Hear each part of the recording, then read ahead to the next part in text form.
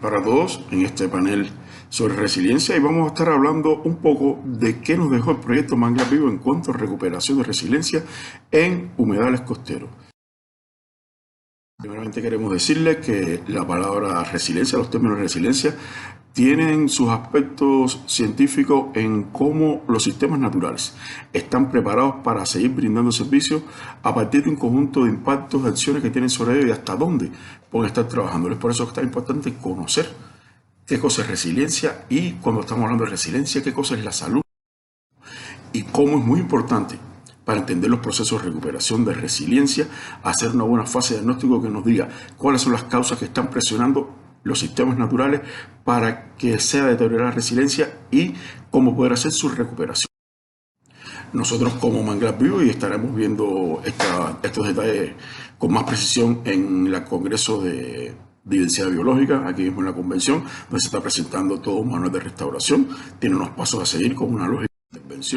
Es importante entender que los procesos de recuperación de los manglares son naturales, pero una vez que los impactos sean más continuos y las condiciones hidrológicas y del suelo no sean las más correctas, por presiones de cualquier tipo, hay un deterioro de la misma.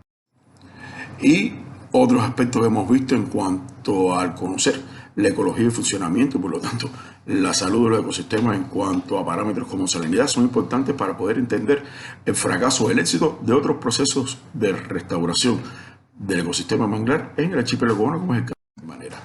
Para el proyecto Manglar Vivo, entendemos lo importante que es el enfoque de adaptación basado en ecosistemas como una oportunidad de devolver la resiliencia, o sea, de devolver la salud. En este caso, los ecosistemas de manglar y otros humedales costeros, tan importantes para la protección del litoral y la protección de la vida en la zona. Nosotros estamos trabajando en un área donde desde la década del 80 ha habido diferentes impactos como construcciones a lo largo del manglar con cambios completamente de parámetros de cobertura. Miren la diferencia de un tipo de manglar a otro, y con cambios en cuanto a la hidrología, trayendo de mortalidad en áreas donde un aumento de la salinidad ha traído consigo la desaparición completa de mangle, y en otros lugares donde por construcciones para la línea de costa cambiaron los parámetros con la pérdida completa de más de 150 metros de línea de costa y desapareciendo el bosque mangle rojo, que es el bosque que más capacidad tiene para la protección contra los oleajes en nuestro archipiélago. Nosotros, como propuesta de método, trabajamos con empresas forestales donde se hizo una intervención lógica desde el mismo diagnóstico hasta las propuestas de acciones y el monitoreo de la misma.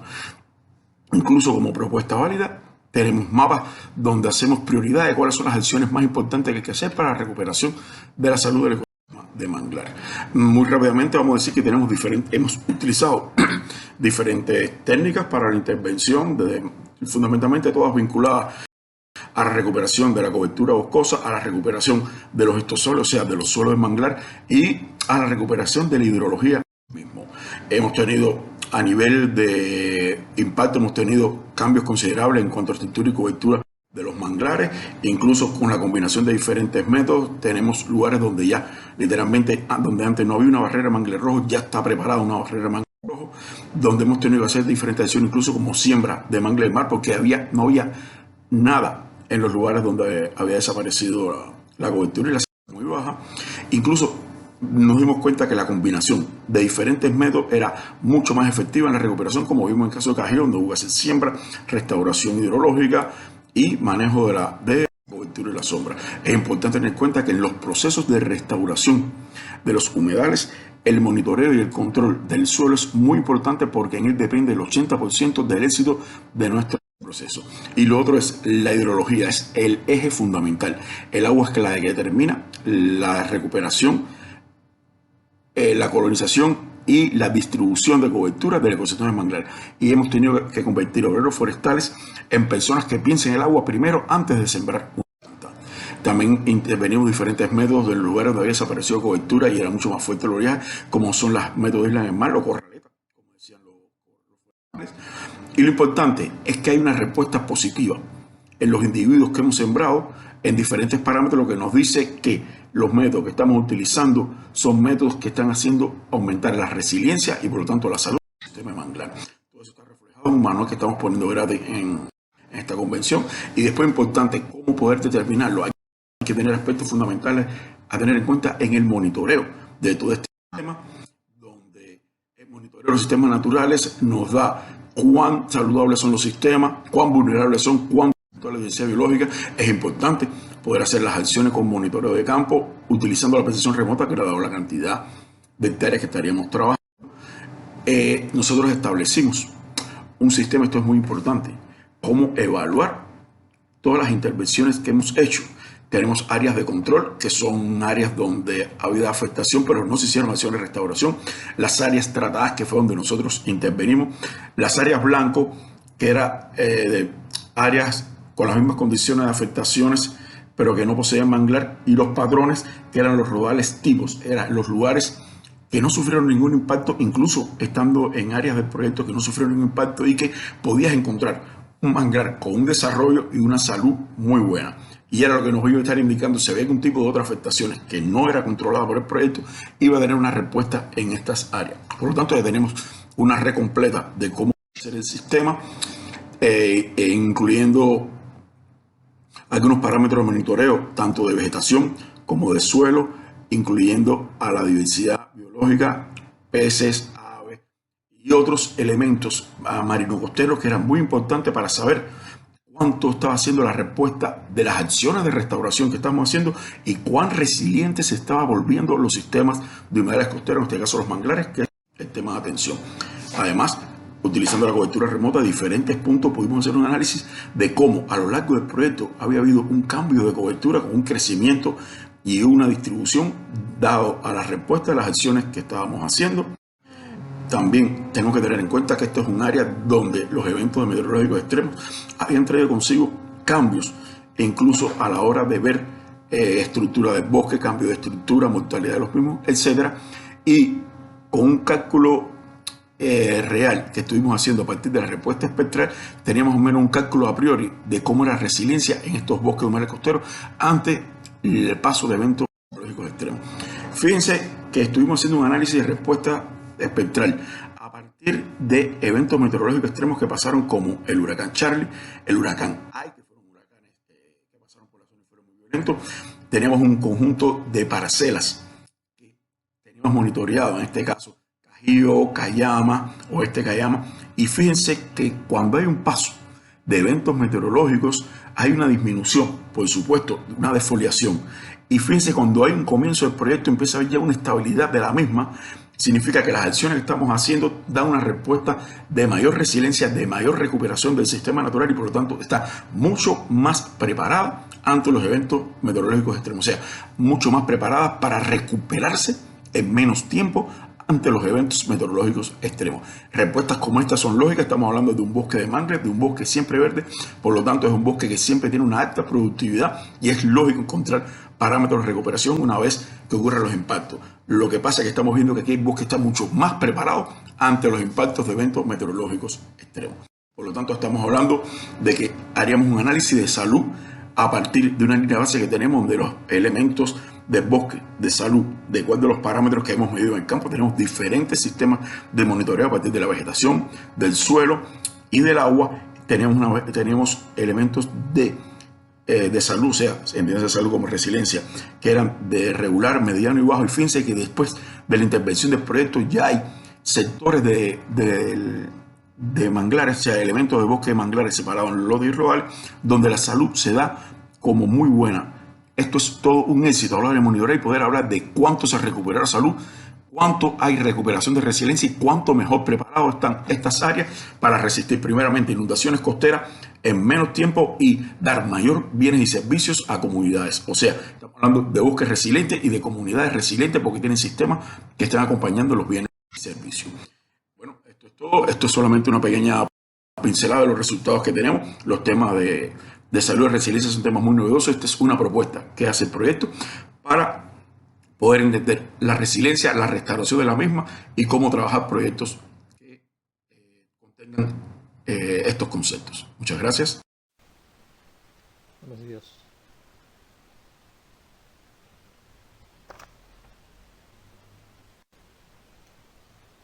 Entre los grandes retos que tienen los proyectos medioambientales se encuentra la sostenibilidad de los impactos una vez finalizado el mismo, situación que se hace más evidente aún en los países en vías de desarrollo cuando dicho proyecto se ha realizado con financiamiento foráneo. Para el caso del proyecto Manglar Vivo, desarrollado en el sur de las provincias de Artemisa y Mayabeque, nosotros partimos de 3 criterios básicos para lograr la sostenibilidad.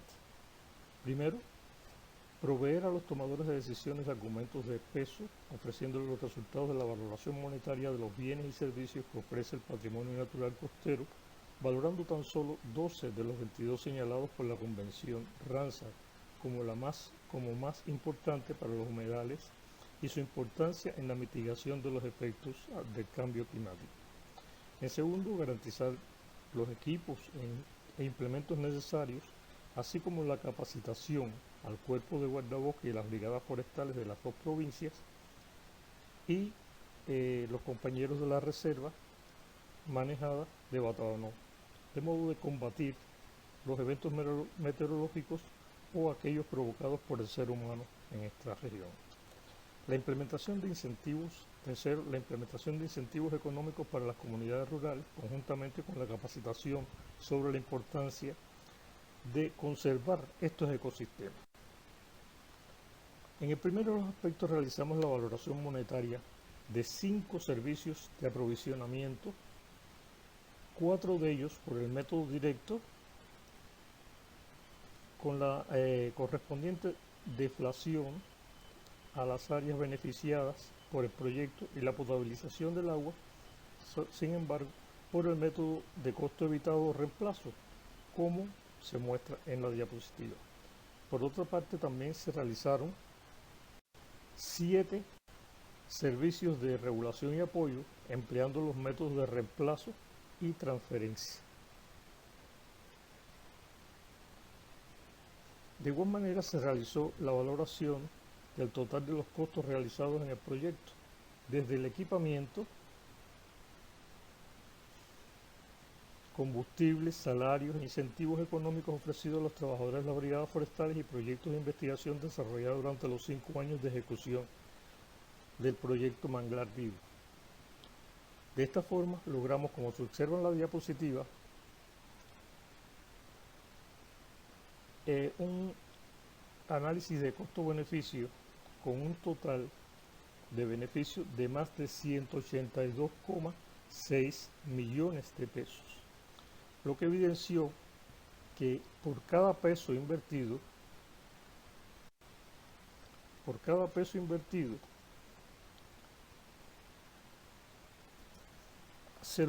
resultaba un beneficio de 9,38 pesos. Se aplicaron también, como se muestra en la diapo, tasas de descuentos del 14 y 4%. Se establecieron los beneficios totales por hectárea, se hizo el análisis de la valoración del carbono almacenado, esto es carbono total incluyendo en el suelo, y se valoró. Y se calcularon también a 25 años estas tasas de descuento. También se valoró, aunque es el tercer aspecto, algunos aspectos de desarrollo de incentivos económicos, como fue la meliponicultura y el potencial de uso de los fangos medicinales. En el segundo aspecto, relacionado con la protección de los bosques ante eventos naturales o provocados, el cuerpo de guardabosques fue equipado con trajes, bombas de agua, sumergibles, motos para las inspecciones y además se capacitaron a 3 brigadas no profesionales, las cuales fueron igualmente equipadas con los medios necesarios y ejercitadas en simulacros, como se observa en la imagen.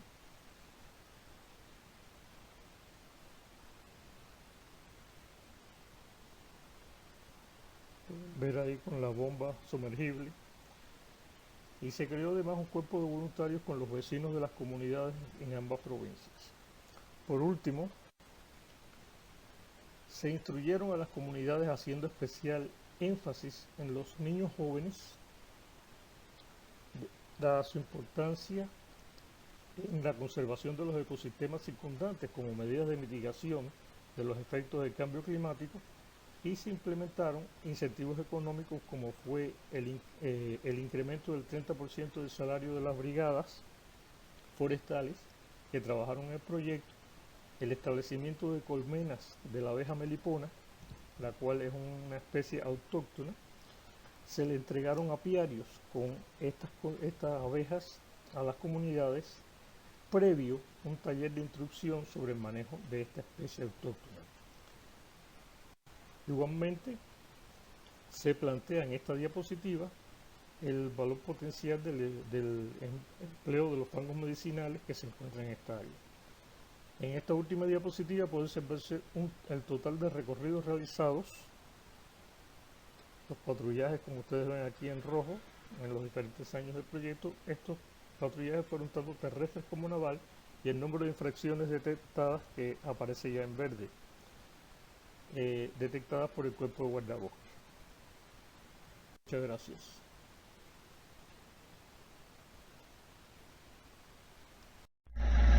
Bueno, ante todo quería agradecer el hecho de que nos hayan permitido participar con este trabajo en la Convención Internacional sobre Medio Ambiente y Desarrollo. El título de nuestro trabajo es ¿por qué resultan tan importantes los esfuerzos por conservar la resiliencia en nuestros arrecifes de coral? Algunas miradas desde aquí. Es bien conocido para todos que los océanos brindan una serie de bienes y servicios que son fundamentales para el bienestar humano. Entre ellos, es importante señalar que, por ejemplo, más de la mitad de la población mundial vive a menos de 100 millas de la línea de costa. Asimismo, 20 de las 30 mayores ciudades del mundo son costeras. Existe un incremento al acceso de áreas remotas y, lo más importante, existen importantes conexiones entre el bienestar humano y los ecosistemas marinos costeros. Sin embargo, a pesar de esta relación tan estrecha entre los seres humanos, entre las comunidades humanas y los ecosistemas marinos costeros, cada vez es mayor el número de impactos o de agentes estresantes, tanto naturales como antrópicos, que de manera sinérgica van a estar dañando a los ecosistemas marinos costeros. Ante este escenario, tanto los gobiernos como las empresas, como la propia ciencia, se preguntan qué hacer. Bueno, ha habido una evolución en ese tratar de resolucionar este problema. Ha habido una evolución en el manejo de los recursos naturales. De manera que en un inicio se empezó desde el manejo de las especies individuales hasta que la ciencia se percató de que no era suficiente con manejar o proteger las especies, porque éstas vivían en un ecosistema donde también estaban las funciones del mismo estaban siendo dañadas. Y fue así como en un segundo escalón, digamos, se comenzó a trabajar el manejo basado en los ecosistemas. Sin embargo, ello tampoco ha sido suficiente, porque los ecosistemas están perdiendo una propiedad fundamental que es su capacidad de resiliencia. Ahora, ¿qué significa resiliencia? Bueno, cuando nosotros hablamos de resiliencia ecológica, sobre todo se enfatiza en las condiciones lejos de cualquier equilibrio dinámico, donde las inestabilidades pueden mover un sistema hacia otro régimen o comportamiento. Y ese otro régimen o comportamiento no es más que otro dominio de estabilidad. Y en este caso, la resiliencia se mide como la magnitud de la perturbación que puede absorber el sistema antes que redefina su estructura, cambiando variables y procesos que van a estar controlando su comportamiento. En esta figura que les muestro, fíjense que en el caso, por ejemplo, de las bolitas, ellas se van a estar moviendo dentro de los valles. Sin embargo, cuando existe una perturbación, esas bolas pueden cambiar de un valle hacia otro. Y ese cambio de un valle hacia otro no es más que precisamente esa resiliencia.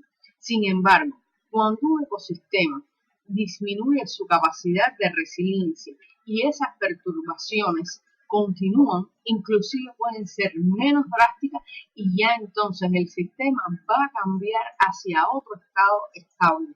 Y esto es fundamental porque es la espada de Damocles de todos los ecosistemas. Donde, por ejemplo, una de las premisas fundamentales es que es más fácil mantener un ecosistema resiliente que repararlo después que ha ocurrido un cambio de fase.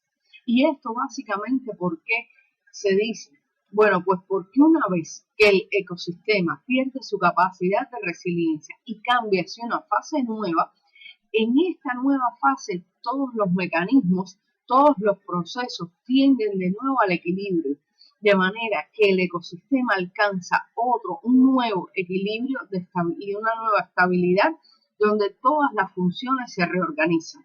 De manera que aun cuando uno elimine el impacto o la perturbación que le ha provocado el cambiar de fase anteriormente, ya él no va a volver a su estado original. El concepto de histéresis, por ejemplo, es otro concepto muy utilizado y muy manejado en estos casos.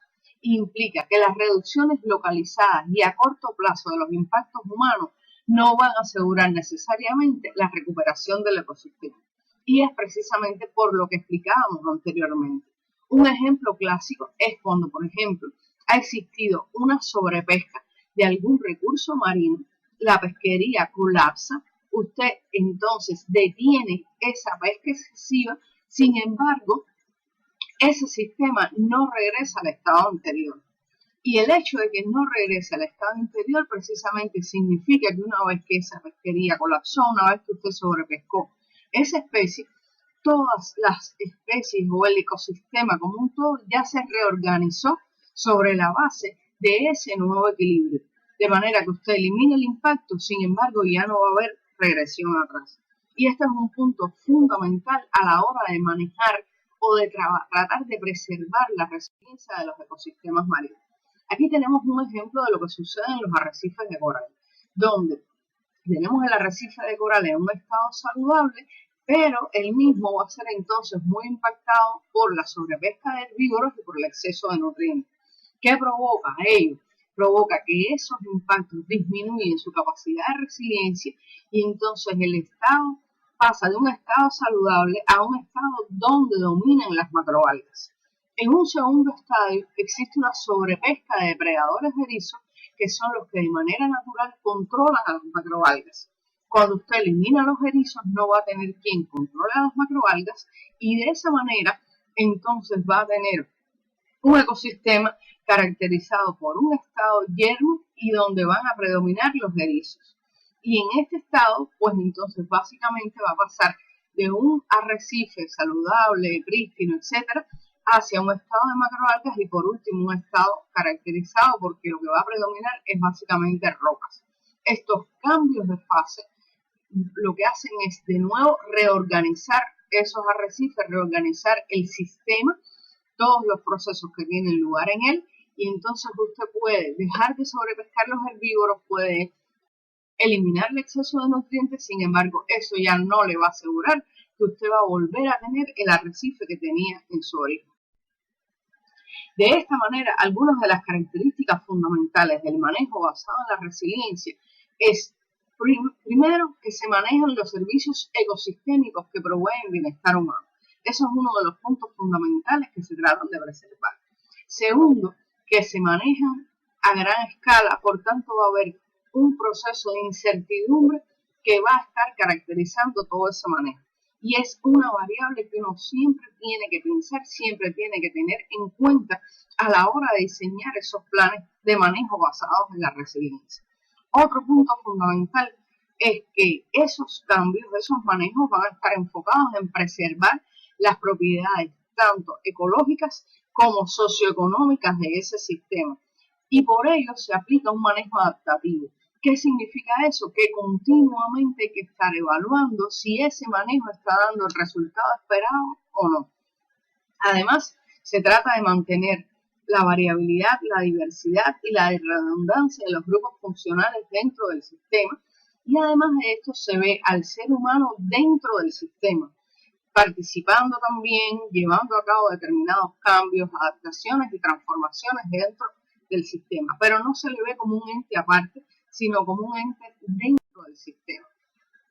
Dicho esto, algunas de las prioridades de investigación en los ecosistemas marinos en Cuba que precisamente tributan a este manejo de la resiliencia son sobre todo tratar de proteger la diversidad de especies, de hábitat y de los grupos funcionales principales dentro de cada ecosistema marino. Además de eso, mantener la conectividad natural tanto oceanográfica, genética como ecológica, sobre todo entre los ecosistemas de manglar, pastizal y arrecife. Reducir los agentes estresantes, sobre todo los impactos locales, implementar áreas marinas protegidas, llevar a cabo un manejo adaptativo teniendo en cuenta siempre la incertidumbre y el cambio, y evaluar indicadores no solo ecológicos, sino también indicadores sociales dentro de estos planes de manejo y tener enfoques experimentales. Básicamente estas son algunas de las líneas y las prioridades fundamentales dentro del manejo basado en la resiliencia de los ecosistemas marinos cubanos. Esta ha sido mi presentación, les agradezco mucho la atención prestada y el interés que han mostrado y bueno, estoy a la espera de poder debatir o responder cualquier pregunta que deseen. Muchísimas gracias. Hola, my name is Natalie Snyder. I'm the Senior Director of Coastal Resilience and Environmental Defense Fund, and I'm happy to be here today to talk to you about how we can build resilience to our coastal crises around the world by building resilience innovation. We'll start off in Louisiana, which from 1932 to 2016 lost over 5,000 square kilometers of land and is anticipated to lose up to another 10,000 square kilometers of land, leaving communities, fisheries, economic bases, ports, and the city of New Orleans in jeopardy. And this is from a variety of reasons, both man-made and natural. So man-made reasons such as oil and gas development, canals, and the effects of sea level rise from climate change, as well as just natural barrier island degradation, subsidence, and storms, which of course are intensifying because of man-made climate change. And the people in Louisiana understand this risk very well. And so coastal residents who are very likely to be personally affected by land loss and flooding that occurs because of it, today is at 49%, but in 5 years will increase to 70% and in 10 years to 77%. So Louisiana is very focused on what we can do to prevent this really disastrous future. These are all of the completed, ongoing, and future projects that the state has planned, ranging everything from barrier island restoration, marsh creation, mangrove restoration, forest restoration, to more of the gray infrastructure of levees and flood walls and gates, and then, of course, non-structural solutions such as elevating homes and relocating communities. And we have a lot at risk, so $12.1 billion in expected annual damages by 2065. 2 million residents could be displaced, 41,000 homes at risk of chronic flooding by 2045, and growing inequalities within all of this that will put more of minority, elderly, and impoverished communities at risk. And so Louisiana has become an international leader in both science-based and publicly informed planning for resilience of the coastal ecosystem, economy, and communities. And they've done this through different planning efforts. So the state master plan was created first in 2007 as a response to Hurricanes Katrina and Rita, and has been updated regularly. The next update will be in 2023. And it's updated to keep up with the latest science and information and understanding how our coast is changing and the effects of climate change. The other key planning effort is the LA Safe effort, which Glenda will talk a little bit about, but that's a community-driven participatory process. We really have 5 key goals that we're trying to achieve in Louisiana. We're trying to achieve flood protection. We're trying to use the natural processes as much as possible to increase the sustainability of our coast. We're trying to make sure we have a wide variety of coastal habitats for both wildlife and commercial and recreational fisheries. We have a unique cultural heritage in the U.S. and the world, and so we want to maintain that cultural heritage. And then it is a working coast, 5 of the top 15 ports in the U.S., as well as a big oil and gas hub and a big fisheries industry require it to be an economic base for the region. And so one of the key things about having these common goals is that it brings the entire state and all the agencies and stakeholders together on what we want to achieve. And so we're all moving in the same direction. And so this is just a brief overview of how the master plan was developed. It's identifying the candidate projects. So what projects are have been proposed or what projects need to be proposed to implement, modeling those projects through computer models, developing alternatives and looking for synergies within projects and projects that work better together, as well as understanding where there might be conflicting projects, and then develop the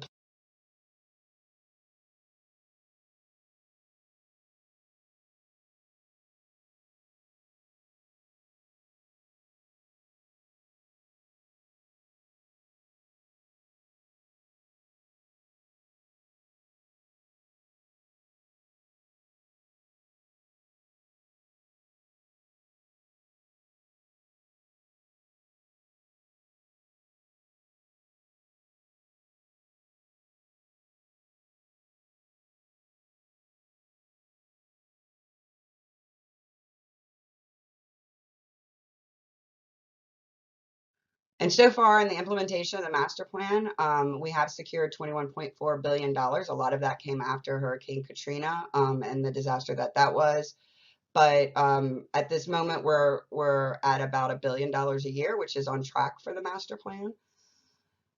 We've moved 152 million cubic yards of sediment, built 46,000 acres of land, constructed or improved 315 miles of levees, and constructed 60 miles of barrier islands and berms as a first line of defense.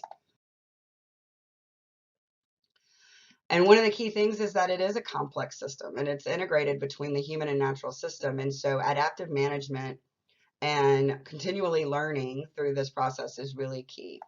So Louisiana has invested in a wide monitoring system, monitoring a wide variety of both physical and social aspects of the coast. And that way we can see, number one, how well are we achieving the goals of the plan? But we can also see how the environment is changing due to the effects of climate change and continued land loss. And some of the key aspects of the adaptive management is having clear objectives. So you have your overarching goals, you break those down into more measurable objectives that then can go into your monitoring system of what you're going to monitor, how you're going to synthesize that monitoring to understand what's going on. And then you need triggers for when you're going to make changes to your adaptive management. So what's going to cause you to change direction, and understanding what those are, such as, the loss of a fisheries or the collapse of a marsh could be some triggers for different actions. And then expectation management for the communities, what can they expect, and being very clear and upfront about that. And then overarching of all this is the governance and the decision making. Who's making the decisions? How are communities' voices being not only at the table, but heard at the table and integrated into the decision making? And so the common landscape that Louisiana has is common across the U.S. and across the world. We have large port cities, just like Cuba, and these are pictures both from Louisiana and Cuba. Small fishing communities and extensive wetlands and ecosystem landscapes that are really important. And so EDF's vision, as we work across and bring some lessons learned from Louisiana, is that resilient ecosystems and communities along coasts and rivers thrive with water and are safe, equitable, and prosperous places to live, work, and play. And so right now, here is our current areas where we work in New York, New Jersey, Virginia, North Carolina, Florida, Louisiana, Texas, and in Cuba. Our approach is really about these 5 key things that we feel move us to resilience. One is having the scientific, engineering, and economic case for the use of natural and nature-based features, having a holistic coastal resilience planning process that integrates both communities and multiple layers of government, community engagement, and really having a participatory process that's transparent and equitable and allowing them the opportunity to define their better future. Having government and policy engagement. This is really the governance structures of how state and federal governments are going to work together, how local governments and local municipalities work together, and then that adaptive management. And then integrating the private sector. So the economic base of Louisiana is really important. Those business leaders and key industries need to be at the table as well. And this is just a diagram of natural infrastructure in the landscape, and it goes all the way from the top of the watershed all the way to the bottom of the watershed, and different variety of types of projects you can do throughout the watershed to move water away from communities. And so our resilience playbook really kind of starts with building consensus around those goals with clear expectations. What can possibly be achieved? Leading with science, and really accounting for that uncertainty of the future, taking collective action across government agencies and focusing on the communities and the people. And then a key piece is identifying that funding for implementation. Thank you for your time. Here's my contact information if you have any additional questions, and you can follow me on Twitter. Have a great day. Hello, and thank you for tuning in to my talk. It is my pleasure to speak today on behalf of our Coastal Resilience team at the Environmental Defense Fund. At EDF, our coastal resilience work is fundamentally about responding to, preparing for, and managing change. Selecting natural infrastructure projects is a complex calculus involving uncertainties about the future, limited resources, and multiple dimensions, not to mention the natural human responses of apprehension that might lead to reluctance to participate. We approach this by working together with the community to decide, and then by presenting compelling arguments for future funding. We've learned just how powerful it is to work together with residents in gaining a sense of control amidst the unknowns. As part of the Restore MRD Coalition in Louisiana, we continue to work toward the type of community planning effort that puts decisions in the hands of those who are directly affected. Then we tackle the challenge of financing the initiatives that will fulfill that vision that they have shaped. Our most developed example of community engagement is called Louisiana Strategic Adaptations for the Environment, or LA-SAFE as an acronym in English. We have recruited and trained volunteers from within each community to facilitate public meetings and practice their leadership skills. Those volunteers and some support contractors then led a series of 70 public meetings across 6 coastal districts, where nearly 3,000 citizens in total received education about the flood risk in their communities, and then participated in recommending projects to strengthen resilience. LA-SAFE owes its success to the fact that the education efforts, the recommendation process, and the confidence building all took place between peers. The most popular projects recommended from the meetings, some illustrated here, encompass a wide variety of needs, ranging from physical security to mental health and cultural enjoyment to personal development and socioeconomic matters. As we can see, the future visions of individual parishes and communities are just as diverse and vibrant as the unique conditions and cultures of each place. The Louisiana State Coastal Master Plan has broad support and engagement from across coastal communities, non-governmental organizations, businesses, and the state legislature. However, the challenge still is finding the financial resources to make the entire plan a reality. The most recent iteration, published in 2017, has an ambitious vision to restore our coast through a price tag of $50 billion over 50 years. The plan proposes 125 restoration projects, which were selected based on urgency and cost effectiveness. The implementation timeline is staggered in 3 phases, with the most cost-effective projects first. Despite uncertainties about the future, the master plan aims to provide a clear roadmap for allocating funds when they become available. To make the most impact from existing funds, as well as justifying future investment in restoration projects, requires a comprehensive awareness of the inherent trade-offs underlying any decision. Often this begins from an economic perspective. And so at EDF, we advocate for using ecosystem service values within cost-benefit analyses, or CBA, for decision-making. Since ecosystems offer a breadth of difficult-to-quantify benefits and costs, the overall value tabulation for natural features must incorporate both qualitative and quantitative methods. The Coastal Master Plan uses a comparative analysis tool to assemble the priority ranking between various restoration projects. These include sediment diversions, riverbank stabilization, marsh creation, ridge and hydrologic restoration, and building of barrier islands and reefs. Among the different types, marsh creation from dredged material is the single largest category of costs. The ecosystem benefits from each project are calculated through metrics such as land area creation and loss or habitat units for wild species. It's no secret among coastal communities that the ecosystem plays a crucial part in our livelihoods.